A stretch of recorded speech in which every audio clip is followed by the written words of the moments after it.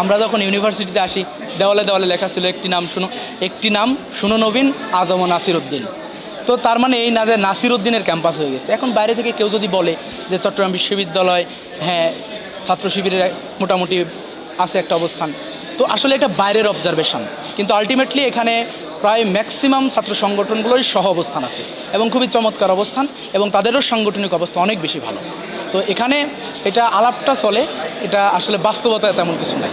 শিক্ষার্থী বান্ধব যতগুলো পদক্ষেপ নেওয়া দরকার আমরা বিশ্ববিদ্যালয় প্রশাসন এবং আমরা নির্বাচন কমিশনকে জানিয়েছি।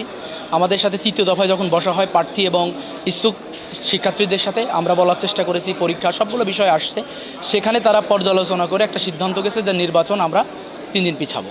এই সিদ্ধান্ত নিয়েছে নির্বাচন কমিশন। আমি মনে করি যে এখানে সবারই মতামত ছিল, মতামতের ভিত্তিতে এটা হয়েছে। তবে নির্বাচন কমিশনকে সুষ্ঠু, নিরপেক্ষ এবং নির্দলীয় থাকার জন্য এটা প্রমাণ করতে হবে যে তারা কোনো দলের এজেন্ডা বাস্তবায়ন করছে না। তারা যদি কোনো দলের এজেন্ডা বাস্তবায়ন করতে যায়, আমার মনে হয় শিক্ষার্থী ভাই বোনেরা এটা টোটালি ভালোভাবে নেবে না। আমরা প্রথম থেকে আমাদের দল নিয়ে আমরা চিন্তা করছি না, আমরা শিক্ষার্থীদের যে চাহিদা তার আলোকে এবং তাদের মতামতকে আমরা গুরুত্ব দিচ্ছি।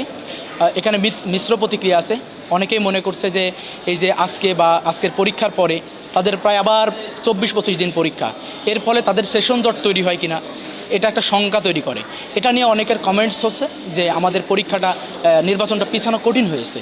আবার অনেকের কমেন্টস হলো যে না, নির্বাচনের যে ডামাডোল চলছে এখন ক্যাম্পাসে, পড়াশোনার পরিবেশটা তেমন বেশি পাচ্ছি না, আবার দীর্ঘ ছুটি, তো পরীক্ষাটা পিছানোর জন্য হয়তো ভালো হয়েছে।